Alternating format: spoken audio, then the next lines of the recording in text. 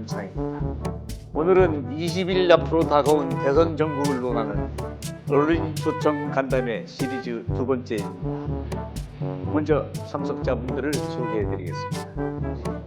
먼저 서울신문 논설위원 장석영 박사십니다.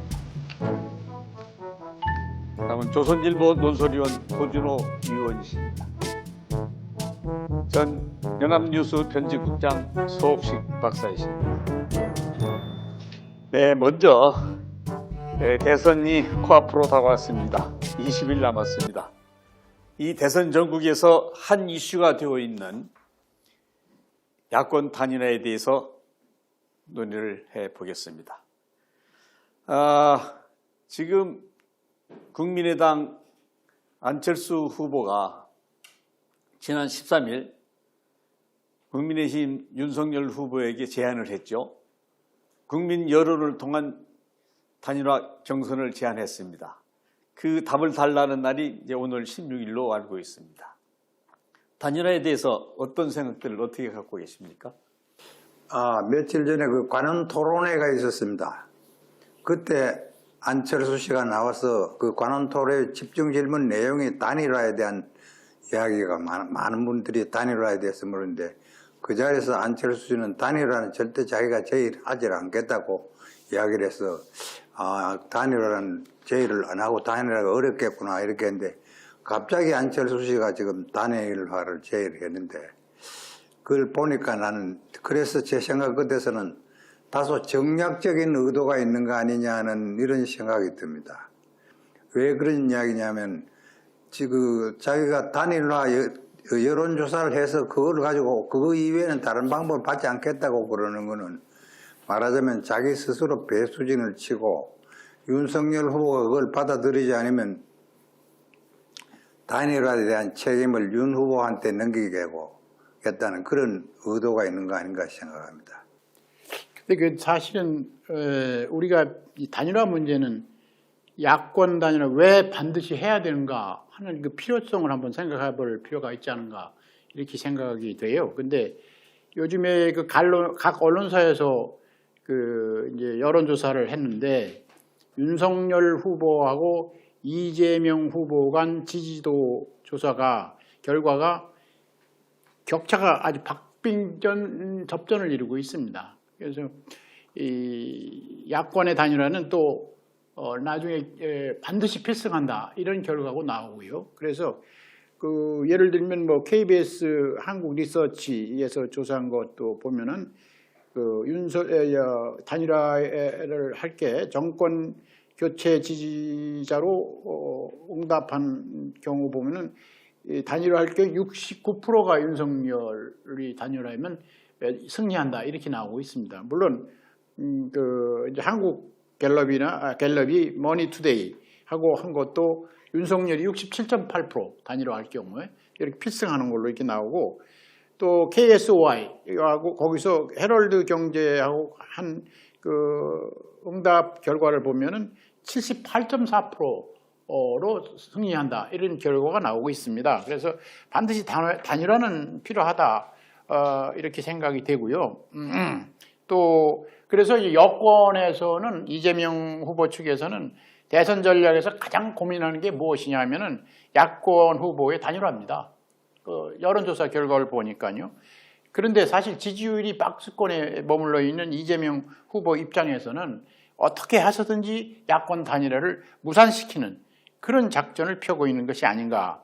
그 사람 측들은 그 정권 연장을 위해서라면 대통령 자리만 빼고서 모든 걸 다 주겠다라는 식으로 단일화를 약속하려고 하지 않나 이렇게 생각이 됩니다. 송영길 대표도 그런 말을 했죠. 이재명, 안철수 단일화를 바탕으로 해서 책임 총리제를 공식 제기한 바가 있습니다. 그런데 지금 이제 단일화를 안철수 후보가 제의를 했는데 이 윤석열 후보 이 국민의힘으로서는 좀 압박을 가해서는 안 된다고 봅니다. 물론 안철수 후보의 단일화 제안이 여론조사를 통해서 하자.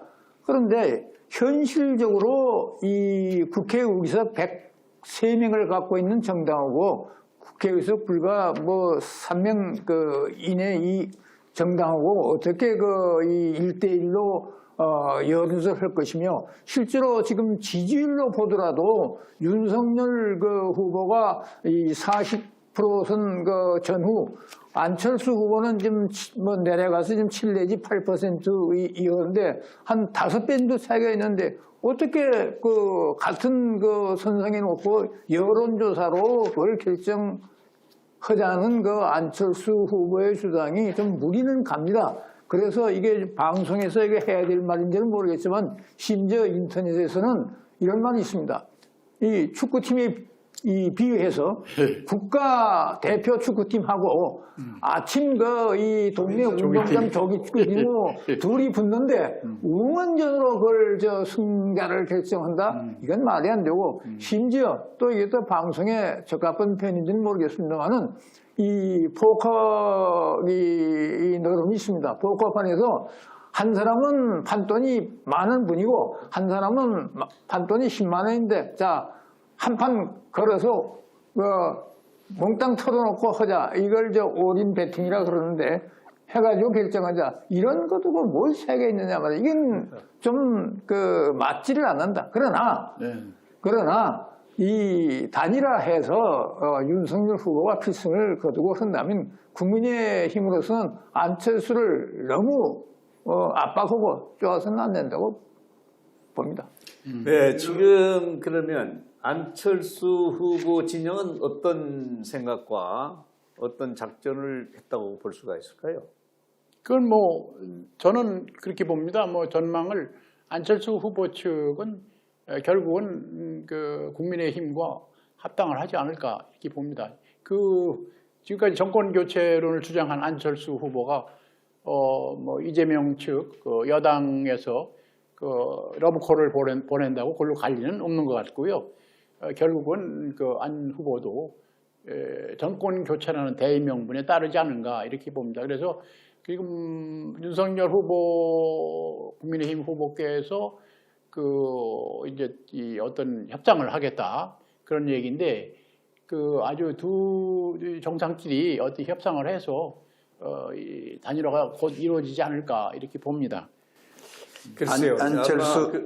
안철수 후보가 제안한 단일화, 여론조사에 의한 단일화, 이거 문제점을 다시 한번 더 말씀을 드리면 우선 첫째 시간이 없습니다. 지금 시간이 20일도 채 안 남았는데 지금 협상을 해서 어떤 식으로 하든지 어떤 문항으로 그걸 하든지 이렇게 하다 보면 매일 회의만 하고 합의도 안 되고 이러기 때문에 우선 안철수 후보가 이거를 염두에 좀 둬야 될 거고 많이 지적됩니다만 역선택 우려에 대한 것도 사실 현실적으로 나타나고 있습니다. 예를 들어서 며칠 전에 조선일보의 여론조사를 보게 되면 이재명 후보 지지자들이 예를 들어서 여론조사에서 경쟁력이라든지 적합도 문제를 그걸 할 때 경쟁력 문항에서는 보면 안 후보에 대해서는 53.4%가 지지를 하고 윤 후보는 13.7%. 그러니까 대부분이 지금 이재명 후보 지지자들은 안 후보를 지지를 하고 또 적합도 문항을 보는 것 같으면 안 후보가 60.7%예요.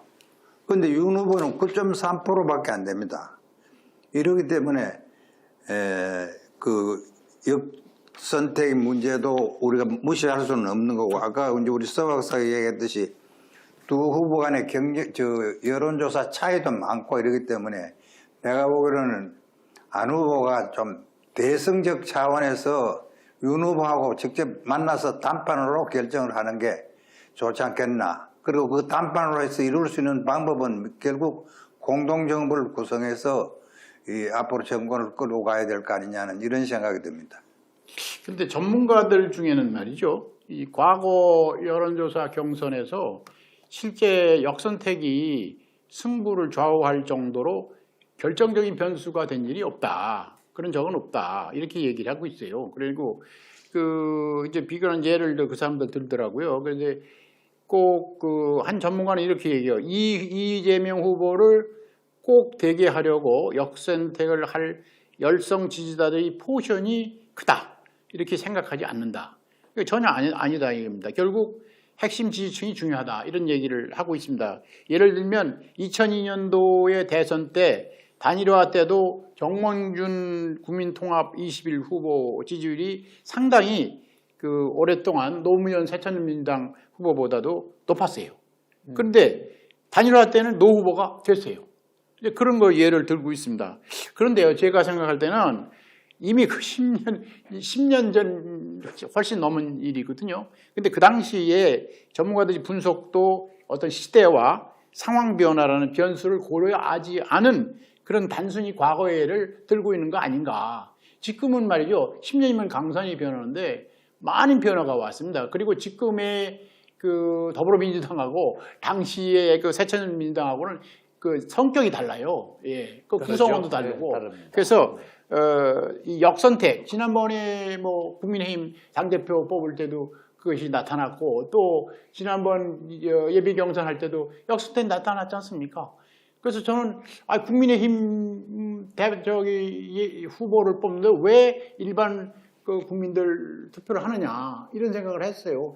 그 국민의힘 당원들만 하지 그런 생각까지 했는데 결국은 그런 역선택 결과가 보였단 말입니다. 그런데 이번에는 특히 이번에는 말이죠. 그 국민의힘 대선 후보 뽑는 게 아니고 이거는 이 여당과 야당의 그 대통령을 뽑는 그런 자리란 말입니다. 그러니까 역선택의 그 결과가 굉장히 높지 않을까. 근데 그건 그렇게도 보여요. 지금 이 본선 때는 그 역선택이란 것이 그렇게 작용할 그런 계제가 좀 없겠지만 지금 후보를 선출할 때는 근데 국민을 상대로 여론조사를 하게 된다면은 이재명 지지하는 사람들은 거의 100% 가까이가 안철수를 찍을 거라고요. 그러니까 역선택이죠. 그래서 지금 그렇습니다. 본선 후보 지금 여론조사를 통해서 후보를 결정하고 좀 분리해서 좀 그건 우리가 생각해야 되지 않을까 그렇게 생각이 듭니다. 그렇습니다. 아까도 뭐 야바위 얘기했는데 조기 축구팀 시합하고 인터넷에 뭐 국가대표팀하고 승패가 응원전으로 한다 이런 얘기를 한다는 그런 우스갯소리가 나왔습니다. 근데 사실은 그게 우스갯소리라고 우리가 생각할 게 아니에요. 상당히 의미 있는 말입니다. 그게. 그래서 그런 것도 우리 정치 야바위, 그 야바위라는 말 아시죠? 주로 협잡 수단으로 쓰는 거. 그렇게 이제 그런 걸 야바위라고 그러는데 하여튼 저는 그렇게 생각해요. 안철수 후보가 2011년 9월 6일 날 박원순 씨에게 서울시장 후보 양보했잖아요. 그때 그 한국 정치에 끼친 영향이 얼마나 컸습니까? 그거 다 알고 있잖아요, 지금. 특히 좌파 정권이 집권해가지고 여러 차례 도움을 줬잖아요. 그 긴 설명이 필요 없습니다. 그래서 이번에는 안 후보가 국민 경선을 통한 야권 후보 단일화를 제안을 했습니다만은 말은 그럴듯하죠. 근데 그거는 상식 밖의 제안이라고 저는 생각합니다. 그래서 안철수 후보가 이 후보 이 출마 선언을 공식하면서 지금 국민 여론의 이 다수는 50에서 60% 사이는 이 정권 교체 이것을 바라고 있고 또 분명히 윤석열 후보도 정권 교체를 주장하고 있는데 안철수 후보는 뭐라고 얘기했냐면 나는 정권 교체가 아니라 더 좋은 대한민국을 원한다. 정권 교체는 간짐상이 아니라고 얘기했어요. 그런데 지금 이제 그 제안을 했기 때문에 그러니까 물론 정치인들의 이 말이란 건 이랬다 저랬다 하고 아침 바뀌고 저녁 바뀌는 건 있지만은 그러나 안철수 후보가 자기도 정권 교체에 동의를 한다면은 좀 통넓게 이 후보 단일화에 응해되고 마찬가지로 윤석열 후보도 통 크게 대응해서 해야 될 거라고 봅니다. 그런데 국민 여론조사를 만일 경우에 하게 되면은 어떤 문제가 나올까요? 지금 현재로 보면은 안철수 후보를 지지했던 많은 분들이 단일화 문제가 나오면서 지지율이 많이 빠지고 있거든요. 그러면은 안철수 후보가 제안했던 국민 경선을 통한 단일화 방안, 만약에 국민 여론에 붙였을 경우는 어떤 현상이 나타날 것 같습니까?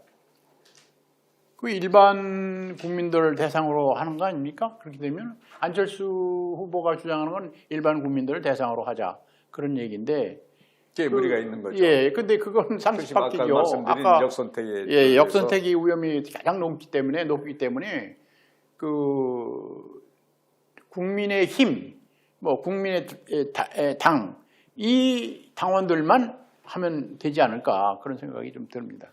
근데 어떻든 아까 시간도 없을 뿐더러 단일화를 위한 그 여론조사는 저는 적절하지 않다고 봅니다. 물론입니다. 예, 그래서 안철수 후보가 지금 생각을 해야 될 거는 이 시대, 이번 대통령 선거의 시대 정신이 뭐냐?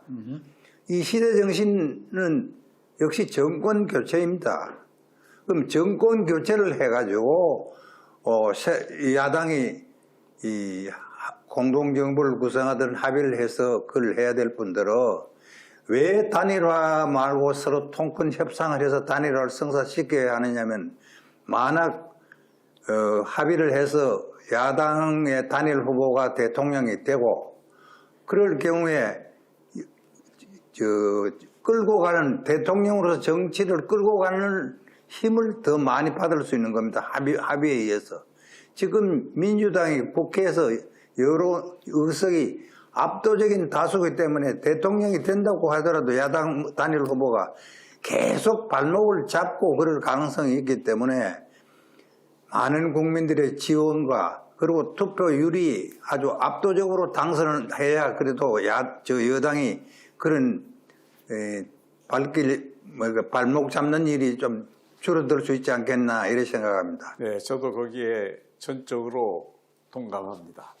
이번 선거가 만일 경우 여당이 참패로 끝났을 경우 이 종북 좌파들의 이 방해 공작 또는 전국을 마비시키려는 지난번에 그 광우병 사태에서도 봤고 촛불 시위에서도 우리가 봐왔던 식으로 아마 전국을 마비시켜서 아마 무력화시키려는 그러한 획책이 이루어질 것이다 이렇게 생각이 듭니다. 네, 그러면 다음은 그 여당 후보 이재명 후보 특히 그 부부가 걸친 혈세 잔치에 대해서 한번 논의해 보겠습니다. 역대 후보 중에서 이처럼 그 문제가 많았던 여당 후보도 없었던 것 같습니다. 예를 들면 이재명 후보는 경기지사 3년 동안 8억 원에 대한 그 판공비를 썼다고 그래요. 또 물론 이게 가능한 일이고 또 이러한 데 대한 책임감이나 또 국민 세금에 대한 이러한 그 마인드가 없다 그런 생각이 드는데 어떻게 좀 생각되십니까? 근데 사실은 이번에 그 이재명 부부의 그 뭐 공금 우리 국민 세금 가지고 쓴 거 그거하고 뭐 여러 가지 문제가 굉장히 많습니다만은 저는 그런 생각을 해요. 이거 사실은 어떤 의미에서는 이 갑질에 속한데 이 갑질이 좀 이게 너무 심하지 않았나 이렇게 생각이 됩니다. 그래서 이 갑질치고는 너무나 아더매치하다 이렇게 저는 표현을 한 일이 있어요. 안이 꽂고 더럽고 메스 꽂고 치사하다 이런 용어가 한때 유행을 했었죠. 근데 이 용어가 이번 김혜경 씨 공무원을 개인 집사로 부려먹고 한 또 법인카드 경기도 법인카드를 이용한 의혹 이런 것들을 아주 맞는 그런 용어가 아닌가 이런 생각을 합니다. 계보자가 처음에 그 A씨인데 지난해 3월부터 9월까지 9개월간 아마 이제 그 배모씨 여자가 성남시장 있을 때부터 7급 공무원으로 채용을 해서 그 다음에 이제 도지사로 가면서 경기도로도 데리고 가서 또 이제 5급으로 했죠. 그렇죠. 그러니까 어쩌다 공무원이 된 사람들은 아마 금방 그렇게 올라가는 모양입니다. 이게 뭐 일반 그 정규직 그 공무원 같으면 10년이 넘어도 그게 어려운데요. 그렇죠. 그렇게 자기 마음대로 이제 했습니다. 근데 저는 그런 생각을 해봤어요. 자, 물론 김혜경 씨의 갑질, 이거 식모 같은 역할을 시킨 거 이런 것도 큰 문제지만은 어떻게 공무원을 말이죠. 자기가 별정직을 2명씩이나 또 고전에도 1명 있었던 것 같습니다. 그거를 그 도지사가 임명을 해서 가사 도우미를 쓰도록 이렇게 했는가. 그게 난 제일 큰 문제가 아닌가 이렇게 생각을 해봤습니다. 글쎄, 그게 이제 큰 문제인데 저는 그와 함께 그 법인카드 그 불법 사용, 이 법인카드는 이재명 후보 개인 것입니다. 이재명 후인 개인 것이 부인이 그것을 사용해서 뭐 그 쇠고기 사다 먹고 뭐 보곡국집, 그다음 중국집, 그다음에 초밥집 뭐 이 아는 것이 없을 정도로 그 돈을 사용을 했는데 이 외국의 예를 든다면 그 카드 자체는 이재명 후보 거기 때문에 이재명 후보가 사퇴까지 해야 됩니다. 예를 들어서 1995년 저 깨끗한 이 나라 북구 스웨덴에서는 이런 일이 있었습니다. 당시 이 부총리가 있었는데 부총리 이름이 모나 살린입니다. 이 부총리가 자기가 소속된 사회민주노동당 당수 후보, 당수가 되게 되어 있습니다. 그러면 당수가 되면은 내각 책임제의 간행에 의해서 당수가 총리가 되는 겁니다. 근데 총리 몇 달을 앞두고 부총리직을 사임했어요. 그 사건이 벌어서 어떤 사건이냐? 우리 국내 이 마트에도 많이 들어와 있는 초콜릿, 터블론이라는 초콜릿이 있습니다. 그게 유명한 다국적 식품회사 크라프트 푸드라는 회사에서 만든 초콜릿인데 어느 날 휴일날 애들이랑 같이 공원에 가서 애들이 보채니까 이 초콜릿을 사주려고 했는데 이 지갑을 여니까 현찰이 없어요. 마침 이 공금카드, 법인카드 하나 있었어요. 그걸 가지고 결제를 했죠. 그 다음 뭐 기저귀도 사고 한 4차례에 걸쳐서 우리 돈 34만 원짜리를 샀는데 부총리직을 사임했습니다. 당장 두서너 달 후면 총리가 되고 당수가 되는데 그런 일이 있었습니다. 그런 게 비춰보면은 이건 이 국민 세금을 쌈짓돈, 주머니돈으로 사용하는 겁니다. 그것도 부인한테 줘가지고 이재명 후보 개인 카드 아닙니까? 개인이 쓸 수 있도록 말이죠. 그것도 아주 의도적으로 고의적으로 한 데가 있습니다. 왜냐? 원래 법인 카드는 특히 이제 언론인 경우는 뭐 다른 경우로 쓰면 일요일, 토요일 못 쓰게 되어 있습니다. 그런데 언론인 경우는 평소에 바쁘다 그래서 토요일에 쓰는 걸 허용합니다. 그것도 저녁은 안 됩니다. 점심 정도. 그 점심 때 같이 뭐 교제하고 또는 뭐 이 관련된 기관 사람들 하고 직원들 격려하고 그런 차원에서 쓰라는 건데 이걸 어떻게 개인 카드로 다른 시간대 결제하고 점심 시간대 맞춰가지고 법인 카드로 가서 결제는. 그러니까 서 박사 이야기하는 것 중에 네. 이재명 씨 개인 카드가 아니고 법인 카드 아닙니까? 법인 카드니까 이재명 씨도 되는 겁니다. 나중에 A씨가 다시 폭로를 했는데 김혜경 씨가 주문한 음식값 있잖아요. 네. 그것을 전부 법인카드를 어떤 걸 썼냐면 경기도청에 있는 부서 5군데, 네. 5군데의 예산 중에 그 업무 추진비를 썼다 이거예요. 그 카드를 가지고. 국고를 쓰는 거죠. 예, 국고를 쓴 거죠. 그러니까 이게 제가 이야기를 그리고 이제 그 명목을 뭐 상생 간담회 했다든가 뭐 이렇게 가짜로 했다. 그게 아주 그런데 우선 내가 이 일련의 사건을 보면서 이재명 씨가 공인으로서 자격이 진짜 있는 사람이냐 이런 의문을 갖게 되는데 우선 아까 업무 추진비 이야기를 냈는데 보면 8억 원을 초과했었어요. 원래보다도. 그런데 그중에 특히 7천만 원을 한 과일 가게에서 썼다는 겁니다. 근데 내가 요즘 사과값을 보면 5만 원 정도 한 상자 주면 아주 좋은 사과를 살 수 있어요. 근데 그 계산해보니까 1,400상자예요. 그동안 사과 1,403개 사가지고 뭘 했겠습니까? 제가 보기로는 아마 이제 대통령 출마하고 하니까 그 국고를 가지고 자기 개인 말하면 선거운동 내지 그런 의식을 한 거 아니냐 하는 생각이 들고요. 또 한 가지는 뭐냐면은 아까 저 법인카드 이야기하는 거 그거는 뭐 더 이야기를 안 하겠습니다. 법인카드를 그렇게 개인이 쓰도록 하는 거는 그건 이재명 후보의 책임이에요. 또 어떤 게 있냐면은 지난번에 그 자기 형님하고 싸우고 갈 때 업무 중에 하루 뭐냐면 문자를 40통이나 그 형하고 형수한테 그래 보냈어요. 아니 저 시장이나 도지사 근무를 할 때 그 하는 것도 그 바쁠 텐데 언제 하루에 40통 문자를 보내고 그걸 했다는 거는 이 양반은 어떻게 보면 공보다는 사에 더 치중되어 있는 거 아니냐 하는 이런 생각이 사실 들어서 그건 우리 국민들이 잘 판단을 해야 되리라고 생각합니다. 그 박찬주 대장 하잖아요. 박찬주 육군대장. 그 양반 그분이 그 천안 분인데 그 공관 거주 사병한테 그 감따라고 했다고. 그래가지고 육군 대장 별 4개 그걸 그냥 박탈했잖아요. 박탈해가지고 그 국방부 철창에 갇혔다가 결국은 불명예 제대시켰잖아요. 군사대장. 근데 이건 뭐 이 김혜경 여사가 그 7급 직원 그 남자입니다. 그 5급 직원은 그 배 씨는 그 여자고 속옷 정리까지 다 시켰다는 거 아니에요? 속옷이라는 게 여자 속옷이 뻔하지 않습니까? 응?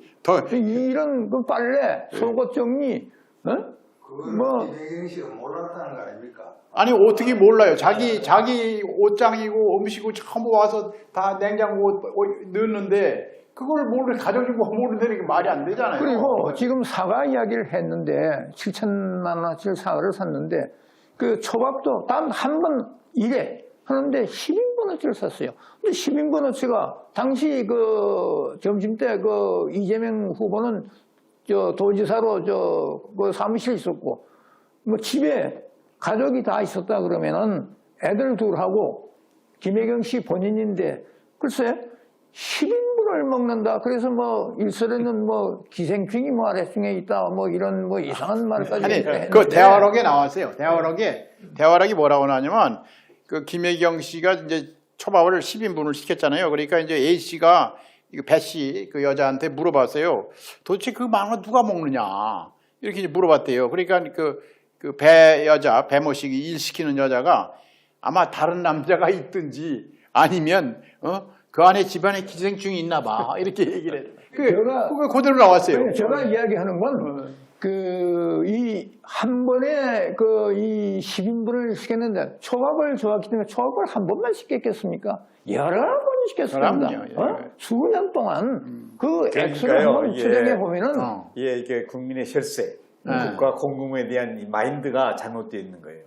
그래서 완전히 공돈으로만 보는 거예요. 지금. 나라 돈에 대해서는 이것은 상당히 어떻게든 하나라도 더 빼서 내가 내 개인적으로 쓸 수 있는 돈이다.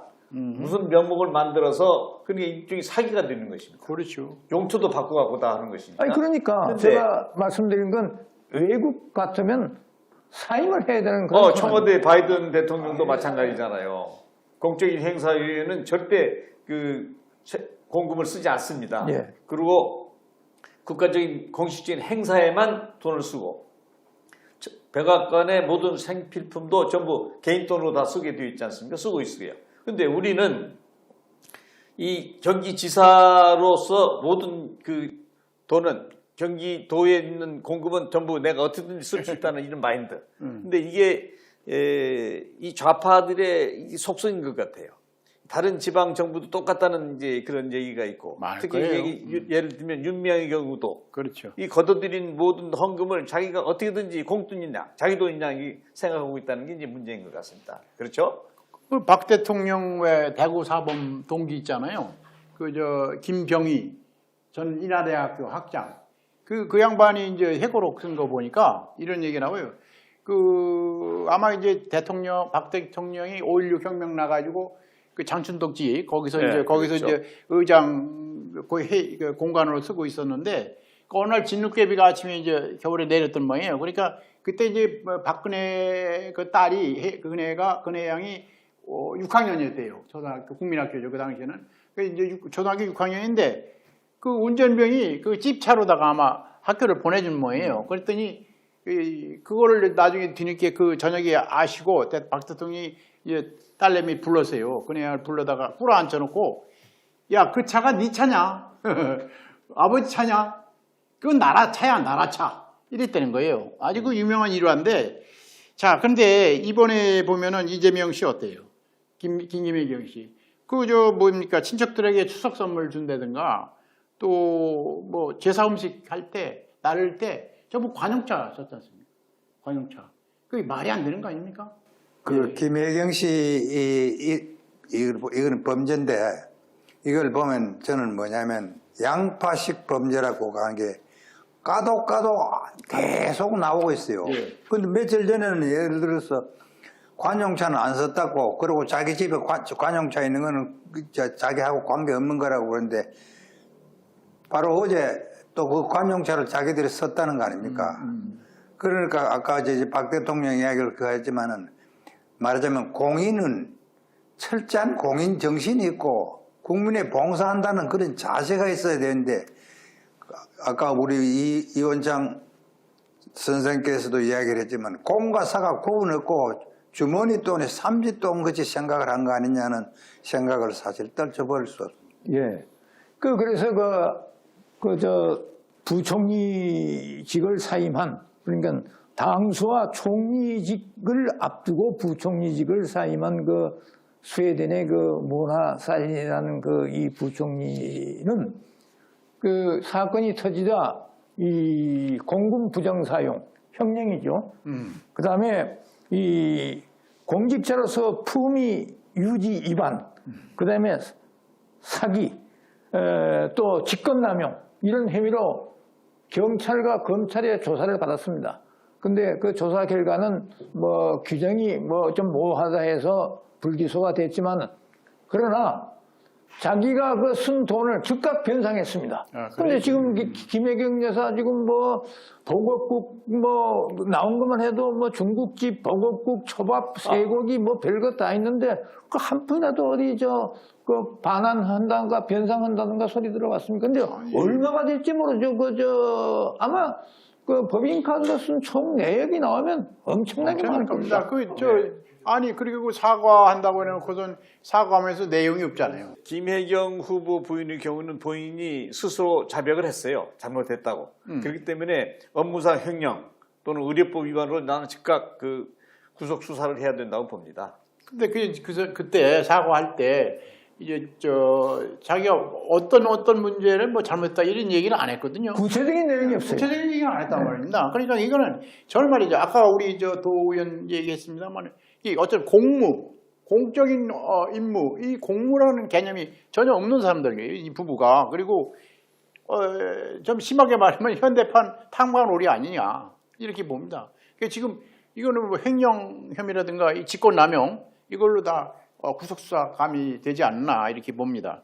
네, 그러면 지금 국민들이 20일 앞으로 다가온 대통령 선거에서 가장 걱정하고 밤잠을 설치는 게 부정선거를 여당치에서 이 종북 좌파들이 틀림없이 부정선거로 맞설 것이다 하는 우려입니다.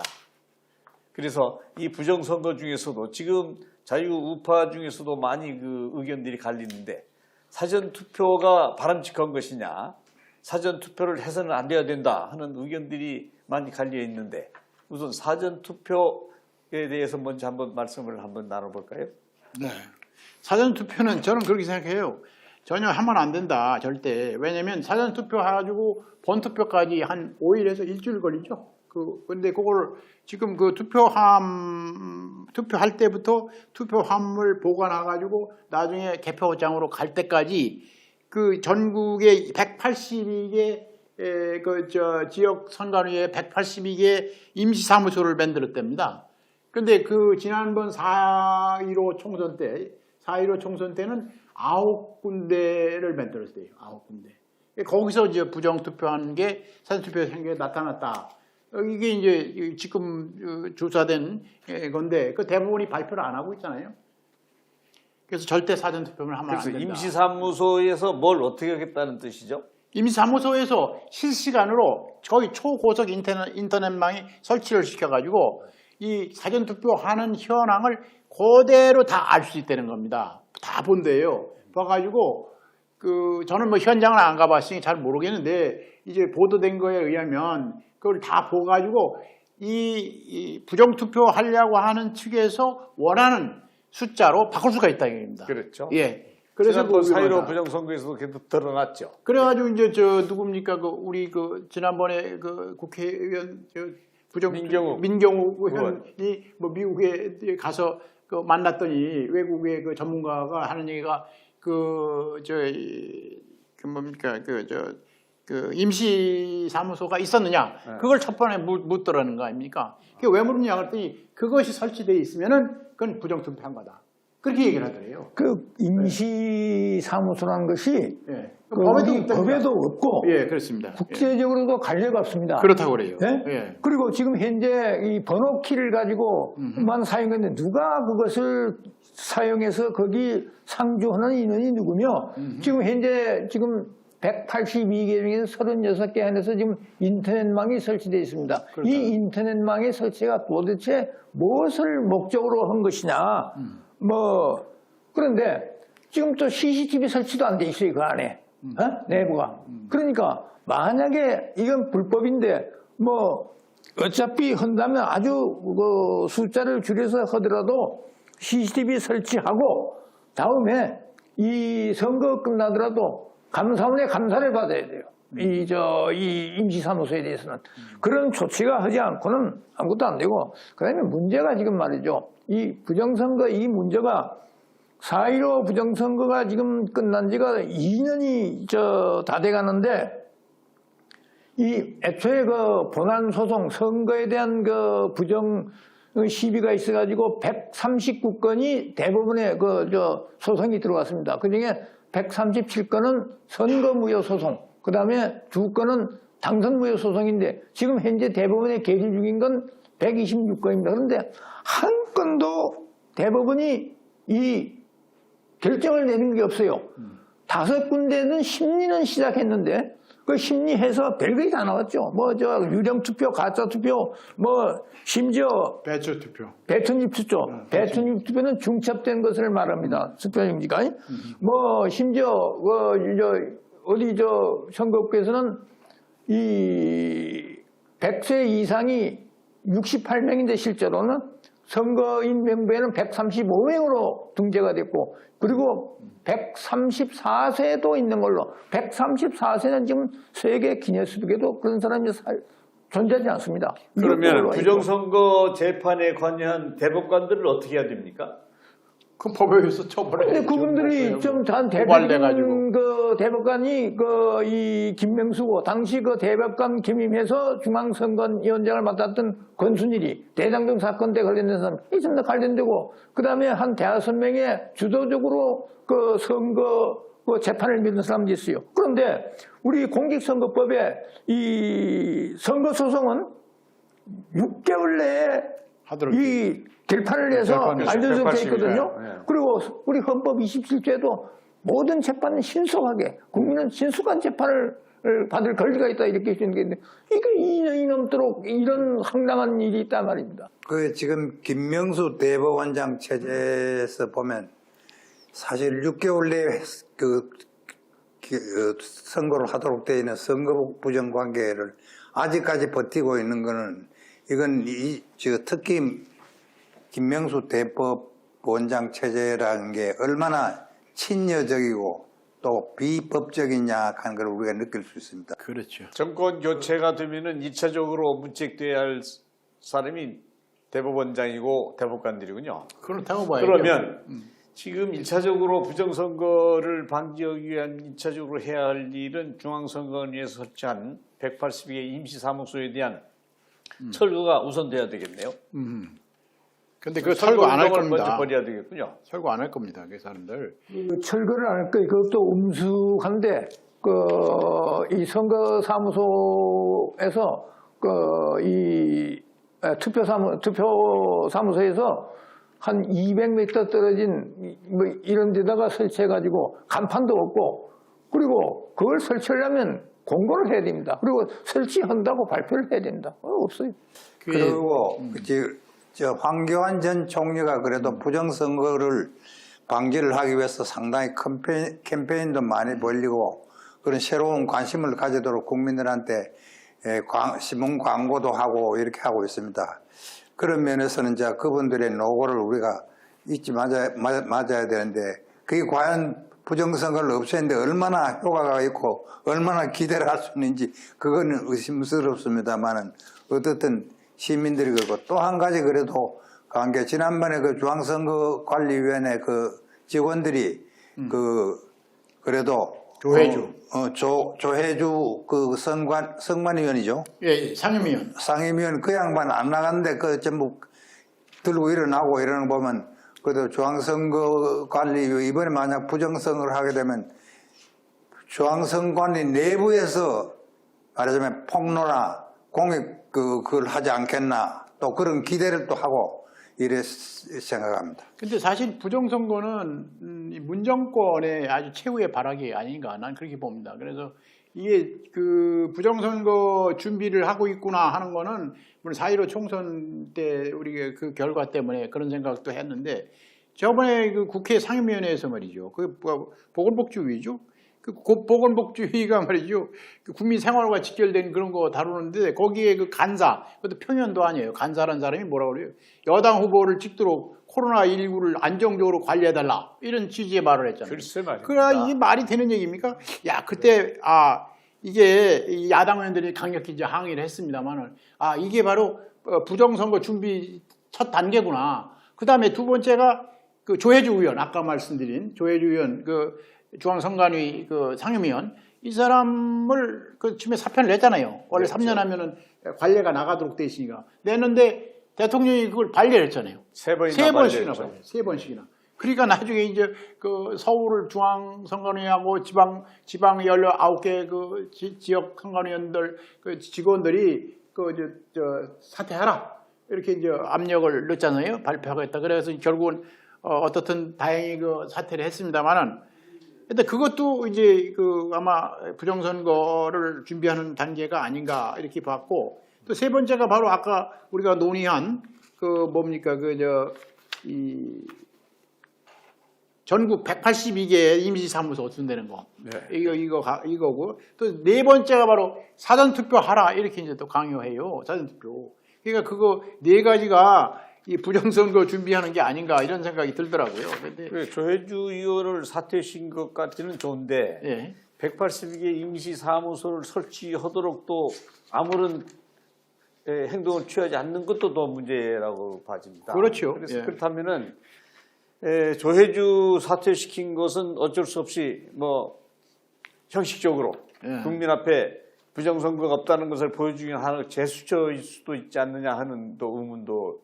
가질 수가 있겠어요. 아니 아까 또 하나 빠져먹었는데 빼먹은데 그 코로나 확진자 맞습니다. 처음에 투표 못하게 한다고 그랬잖아요. 근데 워낙 이제 여론이 이제 들끓으니까 6시부터 7시 반까지로 이렇게 다시 7시 반에 예. 9시 아닙니까? 7시 반. 예, 이제는 지금 많은 시간을 했는데 마지막으로 간단히 짚고 넘어갑시다. 윤석열 후보가 또 하나 넘어야 할 그 산이랄까 또 청산해야 할 게 박근혜 전 대통령에 대한 그 서로 간의 앙금이진 이것을 어떻게 풀어나가느냐가 야권 단일화 못지않게 중요한 과제 중에 하나다 이렇게 생각합니다. 그래서 문제는 친박계 한 30여 개의 단체가 47년을 구형한 윤석열 후보가 보수의 대표가 될 수 없다. 사과하라. 이렇게 나오고 만약 사과를 하지 않을 경우 이재명 후보를 지지하겠다고까지 강경한 발언을 했거든요. 이 점에 대해서는 어떤 그 의견들을 갖고 계십니까?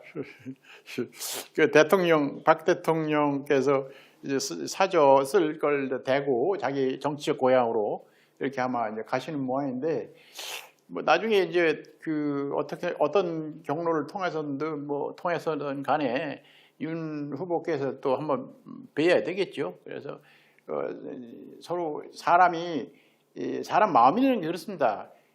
솔직하고 진정성이 있으면은 서로 통합니다. 그래 박 대통령께서도 아마 그분이 원래 마음이 여자분이시면은 마음이 넓고 크신 분으로 제가 알고 있거든요. 근데 그런 분이기 때문에 또 그리고 그동안에 이 문정권에 의해서 5년 동안 옥고를 치르신 분이기 때문에 많은 생각을 하실 겁니다. 어떻게 하면은 이 나라를 좌파로부터 구할 수 있느냐, 자유민주주의를 지킬 수 있느냐 하는 생각을 그분은 충분히 하시고도 남을 분이기 때문에 별로 저는 걱정을 안 씁니다. 예. 네. 박 대통령이 최근에 내는 그 책 이름이 좀 길어서 좀 그런데 그걸 제가 읽어보면서 역시 제가 보기로는 박 대통령이 영어의 몸이 되는 그거보다는 오히려 나라에 대한 걱정 또 국민에 대한 걱정 이게 훨씬 더 강한 분이 아닌가 생각을 하고 또 그동안 또 그전에도 이제 개별적으로 만나봐도 그래도 그런 어떤 공인의식이라 그럴까 국가에 대한 헌신하겠다는 자세라든지 이런 게 굉장히 많았는데 이번에는 예를 들어서 그 친박 단체들이나 이런 사람들이 자꾸 그 사고하라 그러는데 친박 단체들도 지금 제일 중요한 게 뭐냐 이 시대에 지금 제일 중요한 게 뭐냐면 저는 뭐니 해도 정권 교체를 해야 된다고 생각합니다. 왜냐하면 이 나라가 그동안 5년 동안 완전히 거들난 거 아닙니까? 무슨 이 거들난 이 나라를 그래도 제대로 바로 세우고 바로 갈 수 있도록 하기 위해서는 친박 단체들도 그렇고 뭐 박 대통령은 내가 보기로는 그런 면에서 이제 소리에 과거 이제 그 윤석열 씨가 검찰총장하고 검찰하고 했기 때문에 거기에는 그렇게 얽매여서 그렇지는 않을 거 아니냐 생각이 되는데 모르겠습니다. 이번 2월 중순 20일 이후에 퇴원하실 때 뭐라고 말씀하실지 모르지만은 좀 긍정적인 이야기가 나왔으면 좋겠습니다. 네, 이게 물론 이게 윤석열 후보는 박영수 특검 하에서 특검 보러 참여했었다는 이제 그러한 명분이죠. 모든 구형은 그 특검 차원에서 물리적으로 이루어진 구형량이기 때문에 윤 후보한테 모든 것을 다 책임을 전가하는 것은 조금 무리가 있지 않나 그런 생각도 하고 있습니다. 저도 그 동감입니다. 그런데 이 좀 친박 단체들의 그 행위를 보면은 물론 뭐 좀 이해는 갑니다만은 안타까운 점이 많은 것이 윤석열 후보가 15일 이제 공식 출마 선언하면서 선거 운동에 돌입할 때 그 반대편에 조원진 전 의원이 완전히 그냥 윤 후보를 몰아세우고 뭐 이 역적 어쩌고 이런 표현까지 생각하면서 했습니다. 그러면은 그 친박 단체들의 그 대안이 뭡니까? 그러면 정권 교체를 하는 거예요? 안 하는 거예요? 이 사람들 말이죠. 왜? 그 내부 총질이죠, 그게. 근데 그 사람들 그 심정은 이해하지만 대안을 제시해야죠. 그런데 실제로 사과하라 그거 아니라 이미 이재명 지지선을 했습니다. 32개 단체가. 많은 시간 수고 많으셨습니다. 개인적으로 또 당부하신 말씀 있으시면 해주시죠. 예. 오늘 아침 조간신문을 보면은 문재인 정부 4년간 소위 소득주도 성장 정책이다. 이게 참 마차가 말을 끄는 정책이라고 그러지 않습니까? 그런데 상위 10%하고 하위 10% 소득 격차가 75.2배입니다. 상위 10%는 1,429만 원을 벌었는데 이 하위 10%는 19만 원에 그쳤습니다. 그걸 계산을 해보니까 75.2배가 나와요. 원래 소득주도 성장이라는 것은 이 소득을 올려가지고 이 양극화를 아주 줄이고 이것이 큰 목표거든요. 그런데 오히려 소득 격차만 더 70배 이상을 목표해놨습니다. 그런데 이재명 후보가 작년 이 후보 돼가지고 민주당 의총에 가서 작년 10월 15일입니다. 정확히. 소득주도 성장 정책을 엄청나게 칭찬했습니다. 이것이야말로 대한민국이 살 길이고 이게 1930년대 미국의 루스벨트 대통령이 취한 정책과 같고 공산주의나 사회주의 정책보다 더 센 이 서민 빈자 보호 정책을 했습니다. 근데 당시 물론 그때는 뭐 이재명 후보가 뭐 없었으니까 당시 그 일부에서 루스벨트 대통령이 이게 공산주의 정책이냐 그러니까 이렇게 했습니다. 이건 공산주의 정책이 아니라 공산주의로부터 자본주의를 방어하고 보호하기 위한 정책이라고 했어요. 이게 무식한 소리를 한 겁니다. 그리고 얼마 전에 또 청와대 정책기획위원회에서 얼마나 또 소득주도 성장 이거 대한민국이 살 길이라고 외쳤습니다. 이런 황당한 사람이 기본에 자기 기본 정책이 555 정책입니다. 영어로는 555인데 뭐 5만 불 달성하고 코스피 5천 달성하고 해서 세계 5대 강국. 아니 코스피 5천을 어떻게 자기가 달성시키십니까? 그리고 5만 불 달성? 우리가 2만 불에서 말이죠.